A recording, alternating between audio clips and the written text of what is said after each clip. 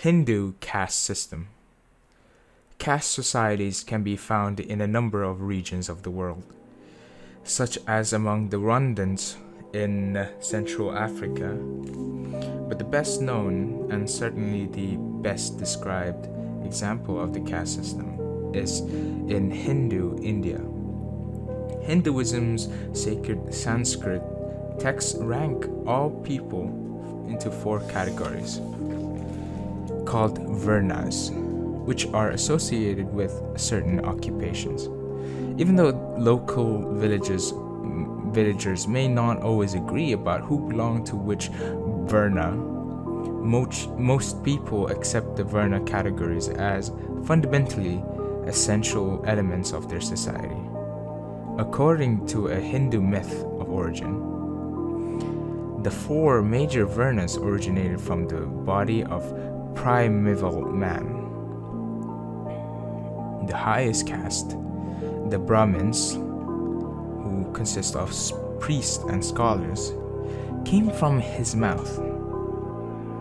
The Kshatriyas, the warriors, came from his arms. The Vaishyas, tradesmen, came from his thighs.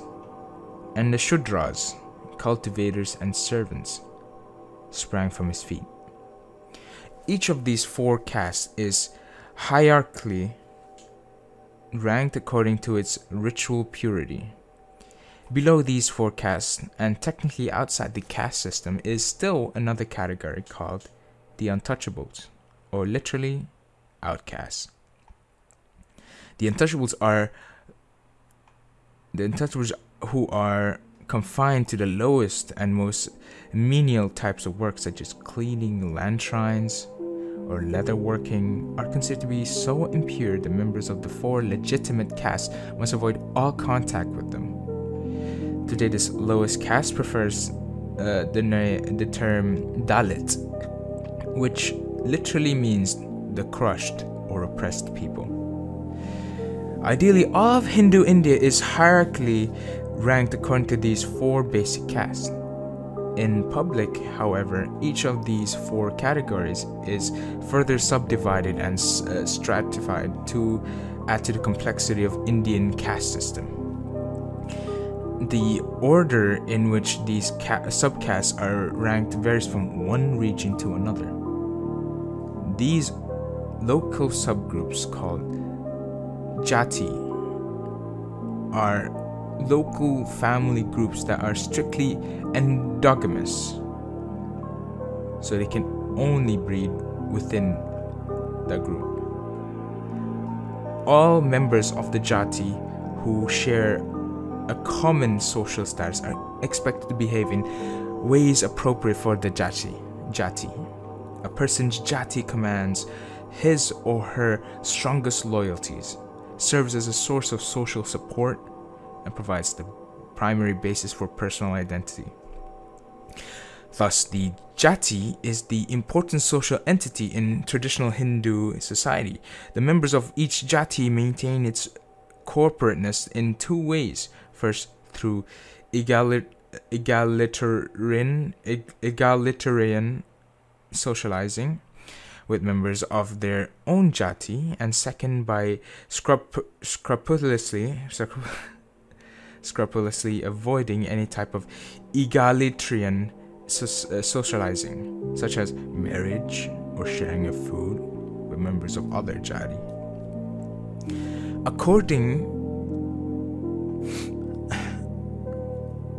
Although the prohibitions against social intercourse among castes are rigidly defined, the amount of interdependence among local castes should not be overlooked. This interdependence is largely economic in nature rather than social. Like any society with a complex economy, India has an elaborate division in labor. In fact, one of the basic features of caste in traditional India is that each Jati is associated with its own occupation that provides goods or services for the rest of the society. Certain lower caste jatis, such as barbers, potters, and leather workers, provide vital services for the upper caste, from which they receive food and animal products. For the economy to work, lower castes sell their services to the upper caste in exchange for goods. Thus, despite this extreme social segregation among the castes in India, there is a considerable economic interrelatedness, particularly at the village level. Even though inter-caste mobility has been limited in India, there are increasing instances in recent years of people moving up caste ladders. The process called or known as Sanskritization involves taking on the behaviors, practices, and values associated with the Brahmin caste, which is the highest in the caste system. The Brahmin caste, such as being a vegetarian, giving large dowries for daughters, and wearing sacred clothing associated with Brahmins. According to the Pauline Calendar 1978, people accomplish this type of upward mobility by acquiring considerable wealth, education, migrating to other parts of the country, or becoming political political activists. The process of Sankritization is motivated less by the desire to imitate higher caste values and behavior patterns than it is an expression of dissatisfaction with the lack of social mobility and socio-economic deprivation of the caste system. An important tenet of Hindu religious teachings is reincarnation. The notion that at death a person's soul is reborn in an endless sequence of new format. The caste into which a person is born is considered to be her or his duty, and the responsibility for that lifetime.